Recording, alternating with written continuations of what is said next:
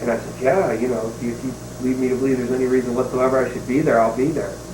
So I drove up to Cleveland the next night for Raw, and was hanging out backstage. I, you know, wrestled a little bit in the ring, sort of, you know, we did some warming up and that sort of thing, and before the show. And saw Stephanie McMahon walking down the hallway, and I thought, you know what? Might as well go over there and introduce myself, and that's what I did. She said she was familiar with my work. She was very nice, and that was, you know, that was sort of the end of it. I thought, well, this is good. You know, I went over and I broke the ice and introduced myself to her, and, you know, and about an hour later, one of the production guys came and found me and said, they want you to do a pre-tape backstage. And okay, yeah, great, you know, so I'm going to be involved with Raw. And then immediately my mind starts to, wait a minute, I've seen some of these pre-tapes on Raw that didn't turn out too good for the guy, you know, and I'm wondering what they're going to ask me to do. Am I going to be Shark Boy? Am I going to be myself? What are they going to ask me to do? And it turned out to be a segment where they had me hanging out with Maven without the mask on, and hanging out with Maven backstage, and Triple H and Ric Flair walk by and think that we're laughing at them, and Triple H gets physical with me, and that sets up a match with Maven. And we taped the vignette a couple of times, and I must have done something right, because they said if I show up in Pittsburgh the next night, they might be able to do something with me at SmackDown. So I said, you know, called home and said, I'm not coming home, and hopped in the car and drove over to Pittsburgh, and showed up, and they said, we've got you in a dark match tonight, my very first WWE match ever, and ironically enough, it was with Chris Kanyon. So it all came full circle. And how was the pay? Was it Good. Good. I mean, it was not, you know, I didn't retire. I didn't go out and buy a yacht, but did they like ever contact you back, like, and like? Yeah, they, after the match with Kanyon, which, you know, we probably actually had too good of a match, if anything, because it maybe upset some of the people backstage. We were the opening match, and a lot of the guys on the card felt like they had a lot to top after we went out there and did what we could do. So, you know, it was a situation where they invited me back for half a dozen shows the following month, and I was basically on tour with the company every Monday and Tuesday, or whatever city they were in, for the next 3 weeks. I was there, and at the end of the whole trial run, I guess you could call it, they said, you know, creative really doesn't have anything for you right now, and which is an amazing thing to me, because I don't know how you could look at this face, this mask, this character, you got a pre-packaged and not come up with something creative. I mean, to me, it's in and of itself, it is creative. And but so shortly after that, I signed a contract with TNA. And how did TNA? How'd you get in touch with them? You like Jeremy Borash? Jeremy again, yeah, and I knew Jeff from WCW.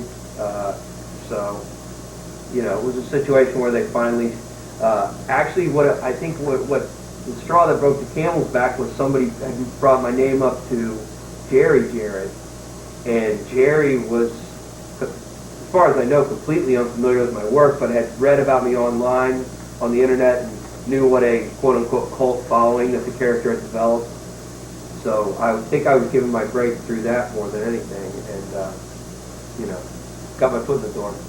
And whose idea was it to put you in New Jack? If I had to take a guess, I would say Vince Russo. He was really involved creatively at the time, and he wrote a lot of the segments that we did. How was Vince Russo? Cool guy? Like working with him a lot. You got the gimmick and all that? Oh, yeah. Yeah? Yeah, I think so.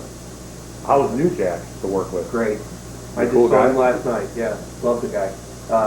It's funny because we had a blast doing it, and no matter what you say, New Jack, I know you had fun doing those vignettes. But anyway, he would go around and gripe to all the websites and sheets about how much how ridiculous it was and how much he hated it, but he laughed harder than I did when we put those things together, so I don't want to hear that. I know he had fun doing it, and every time he sees me now, it's like, you know, we're just like brothers reunited or something. It's really strange. People look at us and it just, you know, we still look like the odd couple to them, and, you know, it was just a lot of fun working with New Jack. It really was. And who put together the Hulk, the hands gimmick when you were out there around when the Hulk was coming out? Yeah, the Hulk movie was coming out, and Vince Russo liked to tie in mainstream things with the show, and That really went over big, oh you know? yeah, bigger than they ever thought, I'm sure.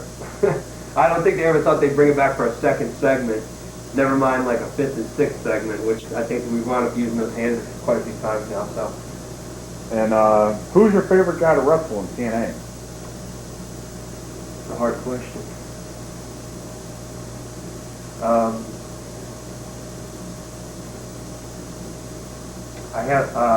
You know, what I was most impressed with that really shocked me was Amazing Red. He really is a great, great talent, and I kind of had this fear with him that he was just going to be this kid who was in a big hurry, and he's going to want to do all his high spots, and he's going to, and I wasn't really trained that way. I'm not really what you call a luchador or a high spot worker. I'm more of a traditional, old school wrestler. I try to involve a lot of psychology, and I step it up, take it up that next notch, and when it needs to be done, and I can definitely feel like I can go with those guys to do that. So it's not like I didn't think I was prepared for this match with Red, but I purposely grounded him at the beginning of the match by attacking his knee, and I wanted to see how he would react to that. And the guy, he pulled it off like $1 million. He limped around like you're supposed to when your knee is attacked, and was still able to pull off a believable comeback at the end where he gets to do all of his high-flying moves and things. So I was just totally impressed with Amazing Red. I don't know that I would list him as my overall favorite opponent in the company, but he's one of the guys that definitely comes to mind as a favorite opponent. I've also enjoyed working with Frankie Kazarian, Chris Sabin, Jerry Lynn. I've been really fortunate just to get in there with some tremendous wrestlers since I've been there. Who in TNA would you like to work with that you haven't? Jeff Jarrett, Okay. no doubt about it. How's Dutch Mantell? I like Dutch.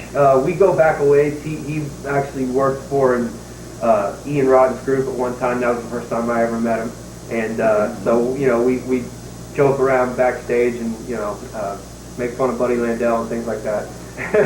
And no, Dutch was a great guy. What's that about? Oh, and not just if you've ever been in a locker room with Buddy Landell, you can't forget that Buddy's in the locker room because he just takes over. He is the life of the party.